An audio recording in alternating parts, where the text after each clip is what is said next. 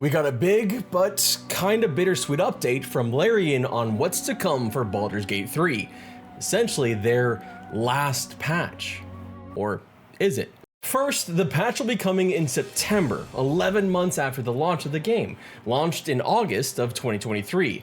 That's extremely exciting for what's in the patch, but it's a bit sad given that this has been said over and over again that this is the last big patch from Larian as they move on to their other two big projects. Two projects that we're all very eager for.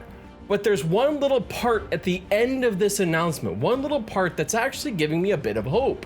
But we're gonna get to that at the end, because it's not really as big as what we're getting with this patch, and it may actually be key to the future of Baldur's Gate 3, perhaps even more so than anything that Hasbro is trying to do, because the power of Baldur's Gate 3 is going to be in your hands going forward, at least after September. What's in this patch? Well, they'll be adding dynamic split screen, essentially allowing your couch co-op to merge the split screen while you're together in-game, and auto mode improvements that add even more legendary actions. Which makes me think that I really need to finish my co-op honor mode run or end it miserably, which is probably what's gonna happen before September happens, because it's already hard enough. I am Bull, Lord of Murder, Viscount of Violence. This one lies. Come on. No! For fuck's sake, Red. Oh, shut up! Shut up! So I found a trap. What happened? I found a trap. But the future of Baldur's Gate 3 is all about the mod kit. The mod kit that is coming with this patch that's bringing official mod support to Baldur's Gate 3. Not that there weren't mods already, but this is actual official support, and it sounds really pretty damn robust. By far, the biggest part of this patch has to be this modding kit. Official mod tools are coming to Baldur's Gate 3 in September. And before we get into exactly what's in that mod kit, it's important to point out that Larian has been clear throughout this whole process that they will never stop you from using mods created outside of this kit, because there will be a couple that are probably just a bit too spicy for this kit.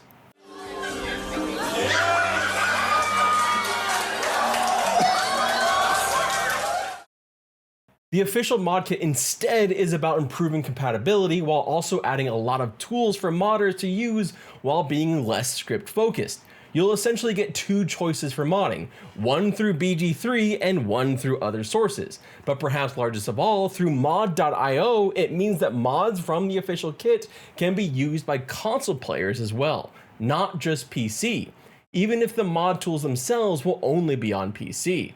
Those not safe for work ones, they're still gonna be around, but you're basically not gonna be able to have them on mod.io because of, platform rules and because of the, D&D license being, a thing that they wanna, I guess, protect. But the toolkit itself is still gonna be pretty damn robust, and I'm excited to see what you all make with it and play it. With the recent community post, we learned that the mod kit will allow you to be able to edit or create entirely new content, including items, cosmetics like, hair, classes and subclasses, races, dice skins, the user interface, and even add quality of life improvements. So if you're looking to mod your kobold artificer with dual wield sausages that has Shadowheart's hair, now's your chance. Well, in September, anyway. Beyond that, the next biggest thing is, it's downright evil. Because they're gonna be adding in more evil endings, more cinematics to the evil endings. The kind of thing that I'll probably never see because I wuss out of, any kind of evil playthroughs. I feel bad for the NPCs, okay? I don't choose the rude option. Unless they're an asshole. There's some assholes that deserve it in Baldur's Gate 3. But it's definitely something that many of you sick, twisted fucks will be interested in, because in this poll right here, you showed me just how many of you are interested in that evil ending, at least on your second playthrough. The evil endings will apply to both origin characters, including Dark Urge, and your Tav, who can take multiple different paths to evilness. If you want to get in and help Larry and make sure that patch 7 goes off without a hitch, there's a beta beginning on July 22nd, and you can register now for that with testers pulled randomly from those who register. But I mentioned that this is bittersweet, but perhaps not, because while we have had a lot of communication that this was going to be the last big patch for Baldur's Gate 3, it actually might not be. It actually isn't, in fact.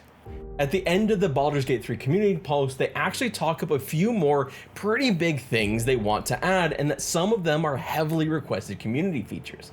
First, at some point after patch 7, they'll be adding in a photo mode, which sounds freaking awesome, given how beautiful the game can look at times. It'll be interesting to see just how detailed they get with it. Will they go all the way like Final Fantasy XIV, or will it be a bit more restricted?